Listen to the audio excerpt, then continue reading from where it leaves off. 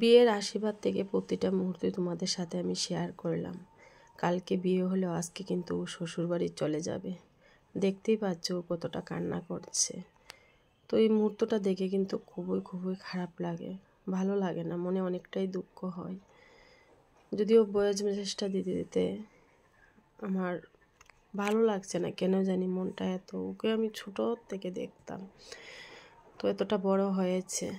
এখানে কিছু নিয়ম আছে আমাদের, যে হাতে মুঠ করে 2 মুঠো চাল নিয়ে 1 মুঠো বাবার বাড়িতে রেখে যায়, আর 1 মুঠ চাল শ্বশুর বাড়িতে নিয়ে যায় মেয়ে, ঘরের লক্ষ্মী হয়ে।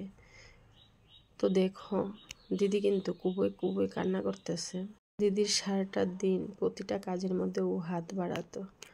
তো মেয়ে তো ঘরের লক্ষ্মী, তো সবারই মনে দুঃখ হয়। একটা মেয়েকে ছোটোর থেকে বড় করে, তারপর বিয়ের পরের দিন ও শ্বশুর বাড়িতে চলে যায় মা বাবাকে ছেড়ে, তো মনে তো অনেকটাই কষ্ট হয়।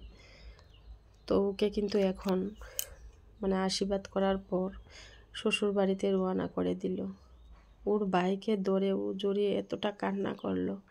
ভাইও দেখে খুবই খারাপ লাগছে, কারণ আমি সব সময় দেখতাম ওরা একসাথে বসে কথা বলে খাওয়া সব কিছু সারাটা দিন, ভাই বোনের মধ্যে এতটা ভালোবাসা ছিল। আর আমাদের পিঙ্কি তো ওকে আমি দেখেছি ও যে কতটা কান্না করতেছে, ওর মনে কতটা যে দুঃখ। কারণ ও তো দরজাটা খুলেই সারাদিন কাজ করতো, আর ডাকতো রিমা, ওইটা কি করছো, তো সারাদিনই ওর কিন্তু কথা হইতো, ওর মনেও এতটা দুঃখ। তো সেটা তো আমাদের বিধিবিধান, বাবার ঘরে জন্ম হয় আর বিয়ে হয়ে শ্বশুর বাড়ি চলে যায়, সবাই একদিন যেতে হয় যারা মেয়ে। তো এখানে দেখো ওর বৌদিকে ধরেও কিন্তু খুব কান্না করছে। আমার এতটুকুই, তোমরা সবাই একটু আশীর্বাদ করবা ওকে, ও যেন শ্বশুরবাড়ির সবার মন জয় করে থাকতে পারে।